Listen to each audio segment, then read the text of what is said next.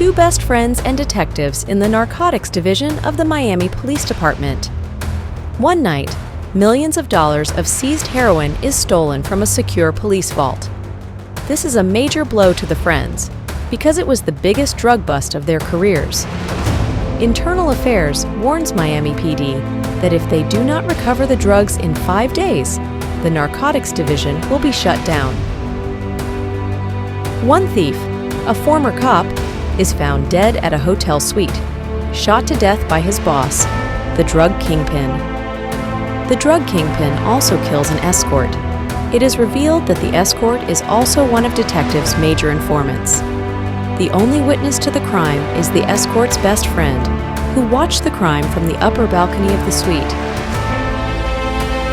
Although she has not met the detective, because of the escort's relationship with him, the girl will only trust and deal with one of the detectives. However, he is away when she contacts the police about the murders, threatening to run if she does not speak to the right detective. The captain forces the other detective to impersonate his friend to get the girl to cooperate. In order to continue the deception, the detective's friends switch lives. One tells his family he is going to Cleveland for a case, leaving the other friend to stay with them. The first detective friend then moves into other's apartment with the escort's friend and her dogs. In the girl's presence, they pretend that they are the other detective's identity. The investigation proceeds with the detectives calling in on their old informant, a former chemist who now works at a tire store.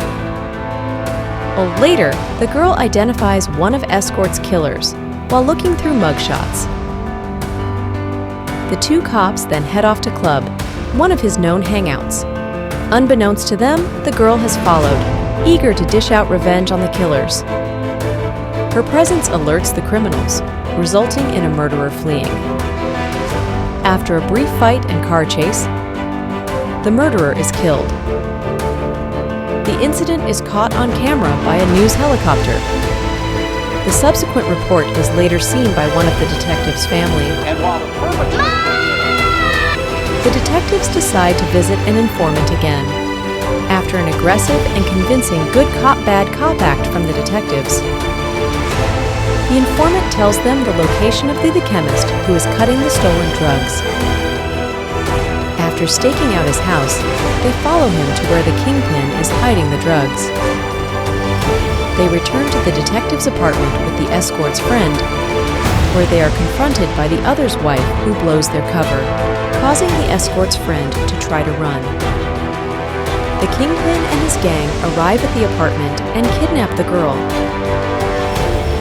Because of this, Internal Affairs reassigns all members of the narcotics division, effectively shutting them down, but the captain delays the order to give the detectives a chance to get the girl and the drugs back. The detective friends and two other members of the Miami PD organize a plan to stop the criminals from killing the escort's friend and selling the drugs. A final shootout erupts between the group of cops and the drug dealers at an abandoned airfield. One of the detectives is shot in the leg after saving the escort in the middle of the gunfight. The kingpin also shoots the other detective while escaping the building, which is now on fire. But he is rescued by his friend and the escort's friend who left to get a car. The cops and the escort's friend chase the Shelby Cobra AC427 in a Porsche 911 Turbo. After he is bumped off the road, the kingpin then crashes. Now that's how you're supposed to drive! From now on, that's how you drive! But manages to escape the wreckage. Attempting to run, the kingpin is shot in the leg.